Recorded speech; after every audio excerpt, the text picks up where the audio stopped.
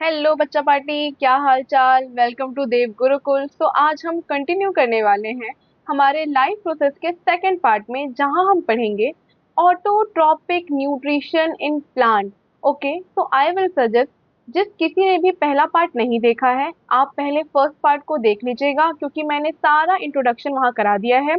And now आज हम इस टॉपिक में करने वाले हैं ऑटोट्रॉपिक न्यूट्रिशन इन प्लांट। सो मैंने आपको पहले ही बताया था what do you mean by autotrophic nutrition. तो ऑटो मतलब होता है सेल्फ, एंड ट्रॉपिक मतलब होता है टू सिंथेसाइज। तो ऐसे ऑर्गेनिज्म जो अपना खाना खुद से बनाते हो उनको हम बोलते हैं autotroph, and the mode of nutrition is known as autotrophic mode of nutrition. तो यहाँ हम बात करेंगे ग्रीन प्लांट की। तो all the green plant prepare their food with the help of an process, जिस प्रोसेस का नाम है फोटोसिंथेसिस। और ये फोटोसिंथेसिस का मतलब क्या होता है? फोटो का मतलब होता है लाइट, ओके, और सिंथेसिस का मतलब होता है टू प्रिपेयर।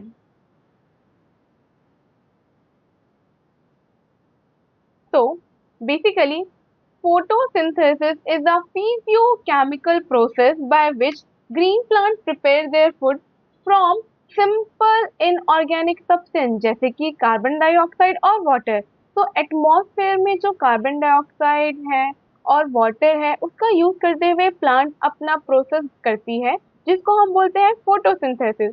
तो what are the substances used in photosynthesis? तो water, carbon dioxide, chlorophyll and sunlight. Very very important point to be note is this कि chlorophyll क्या है? Green pigment है, okay? Chlorophyll is the green pigment present in the chloroplast और इसका main काम होता है sunlight को trap करना। इसलिए मैंने आपको कहा था कि photosynthesis सिर्फ ग्रीन प्लांट से कर सकते हैं, क्योंकि उनके पास एक ग्रीन कलर का पिगमेंट होता है जिसको हम बोलते हैं क्लोरोफिल। ओके, तो कमिंग टू नेक्स्ट, अब ये ओवरऑल प्रोसेस होता क्या है? तो कार्बन डाइऑक्साइड और वाटर आपस में रिएक्ट करते हैं in the presence of sunlight, और ये सनलाइट को कौन लाने वाला है? ये सनलाइट को ट्रैप करने वाला है क्लोरोफिल। तो finally it gets converted into glucose and oxygen is release. Okay, तो बेसिकली प्लांट का जो खाना होता है जो फोटोसिंथेसिस के द्वारा बनाया गया है is nothing but glucose, and glucose is a carbohydrate. अच्छा, एक और पॉइंट जो नोट करना है हमें वो क्या है कि प्लांट अपना खाना किस फॉर्म पे स्टोर करती है? तो दैट इज योर स्टार्च। जबकि एनिमल्स अपना खाना किस फॉर्म पे स्टोर करते हैं? That is glycogen. तो आपको ये स्टार्च ध्यान रखना है। और एनिमल के लिए मैंने आपको बताया क्या? ग्लाइकोजन। क्या बोला मैंने? ग्लाइकोजन। ओके, चलिए अब आखिरकार ये सीक्वेंस क्या होता है? फोटोसिंथेसिस के स्टेप्स क्या होते हैं? तो सबसे पहला क्या होगा? मैंने आपको पहले ही बोला कि क्लोरोफिल क्या है? ग्रीन कलर का पिगमेंट है, तो वो क्या करेगा? सनलाइट को एब्जॉर्ब करेगा, राइट? ठीक है, तो absorption of light energy by the chlorophyll, done. दूसरा, अब मेरे पास लाइट एनर्जी तो आ चुकी है, लेकिन मेरे पास जो पानी है उसे मुझे स्प्लिट करना है और केमिकल एनर्जी में कन्वर्ट करना है। तो the next step will be conversion of light energy to chemical energy और splitting of water molecules into hydrogen and oxygen, done। then third, अब बच गया कार्बन डाइऑक्साइड। तो कार्बन डाइऑक्साइड रिड्यूस होगा और कार्बोहाइड्रेट बनाएगा, दैट इज योर ग्लूकोज। तो पहला क्या हुआ?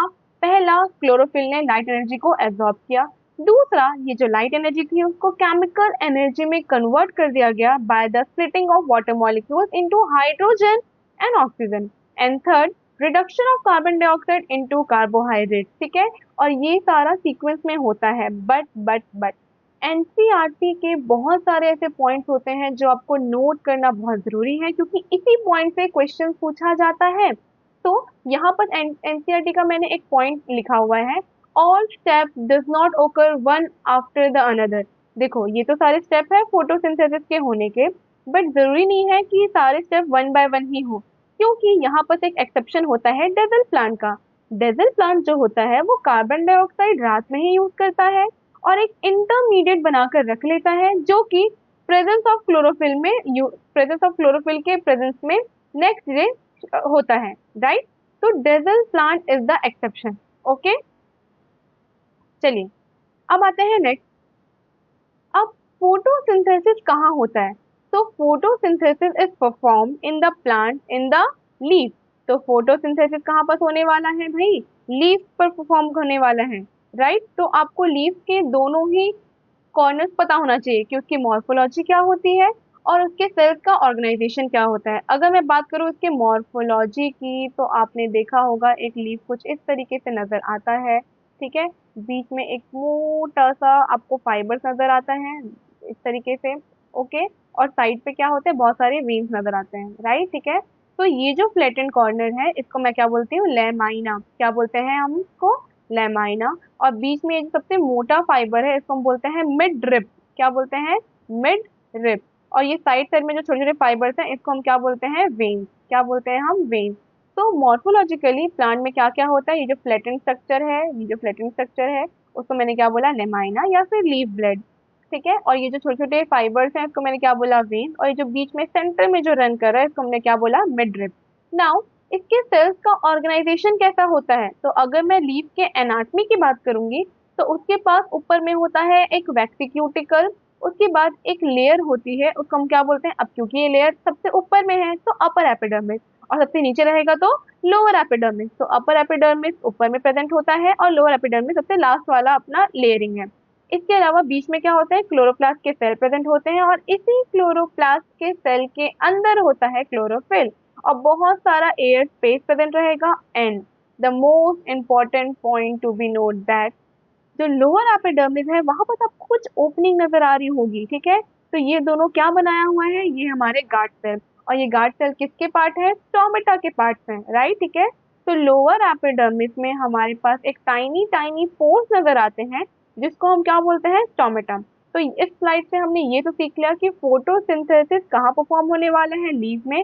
इसीलिए हम लीफ को क्या बोलते हैं, किचन ऑफ द प्लांट भी बोलते हैं, ओके। और हमें एक और चीज यहाँ पर पता चली क्या, कि प्लांट के लीफ के लोअर एपिडर्मिस में बहुत सारे टाइनी पोर्स प्रेजेंट होते हैं जिसको हम क्या बोलते हैं, guard cells, okay. Coming to next, अब ये जो टाइनी पोर्स है, ठीक है, this tiny pores is known as what, stomata, क्या बोलेंगे अब इसको, स्टोमेटा। और उस डायग्राम में हमें सिर्फ स्टोमेटा का गार्ड सेल नजर आ रहा था, ठीक है। तो अगर मैं स्ट्रक्चर की बात करूं तो आप देखेंगे कि आपको दो बीन शेप लाइक स्ट्रक्चर नजर आते हैं, इसी को हम क्या बोलते हैं, गार्ड सेल्स, क्या बोलते हैं हम इसको, गार्ड सेल्स बोलते हैं। उसके बाद गार्ड सेल्स के ऊपर क्या रहता है, क्लोरोप्लास्ट, ठीक है। और ये जो सेंटर का जो स्पेस है इसको हम क्या बोलते हैं, स्टोमेटल पोर्स या फिर स्टोमा। और साइड साइड में क्या होता है, एपिडर्मल सेल्स प्रेजेंट होते हैं, डन, ठीक है। तो ये रहा आपका स्टोमेटल पोर्स, ये रहा आपका गार्ड सेल, और ये साइड साइड में रहेंगे आपके एपिडर्मल सेल्स, ओके। अच्छा, वेरी इंपॉर्टेंट क्वेश्चन जो यहाँ से अराइज होता है वो ये है कि आखिरकार opening and closing of stomata कौन करता है, तो opening and closing of stomata is done by the guard cell, ठीक है। बट गार्ड सेल को भी वो सिग्नल कहाँ से मिलेगा कि अभी मुझे ओपन होना है या अभी मुझे क्लोज होना है, ठीक है। तो that is due to the water movement, okay. Water diffusion into the cell leads to the swelling of the guard cell and opening of the stomatal pores, whereas movement of water away from the guard cell leads to shrinking of the guard cells and closing of the stomata, ठीक है। और अपने leaf में carbon dioxide और gases के अंदर और बाहर मूव करने के लिए सिर्फ और सिर्फ जो टाइनी पोर प्रेजेंट होता है, that is your stomata only, ठीक है। और अब फोटोसिंथेसिस परफॉर्म करने के लिए कार्बन डाइऑक्साइड तो आ गया, पानी कहाँ से आएगा, तो पानी जो होता है वो प्लांट को सॉइल से मिल जाता है, ठीक है। एंड प्लांट से, सॉइल से प्लांट अपना जो वाटर है उसको ट्रांसपोर्ट करके लीफ तक पहुंचा देता है। इसके अलावा जो अदर मिनरल्स होते हैं जैसे कि नाइट्रोजन, फास्फोरस, आयरन, ये सब का सब क्या होगा, सॉइल से एब्जॉर्ब कर लिया जाता है, ओके। तो दो इंपॉर्टेंट बातें जो आपको याद रखनी है इज दिस, कि what is the site of location of stomata. तो stomata are present in the lower epidermis of the leaf, and stomata helps in what, आपका गैसियस एक्सचेंज, ठीक है। तो स्टोमेटा गैसियस एक्सचेंज में काम करता है और स्टोमेटा जो lower epidermis of the leaf में प्रेजेंट होता है, okay. Next, so finally coming to the last slide. So इस बार 2025 बोर्ड एग्जाम में जो क्वेश्चन पूछा गया था इस टॉपिक से वो एकदम सिंपल आया था, that is list the step of synthesis of glucose by the plant, what special feature is found in desert plant related to this process. और हमने ये चीज अभी डिस्कस की है।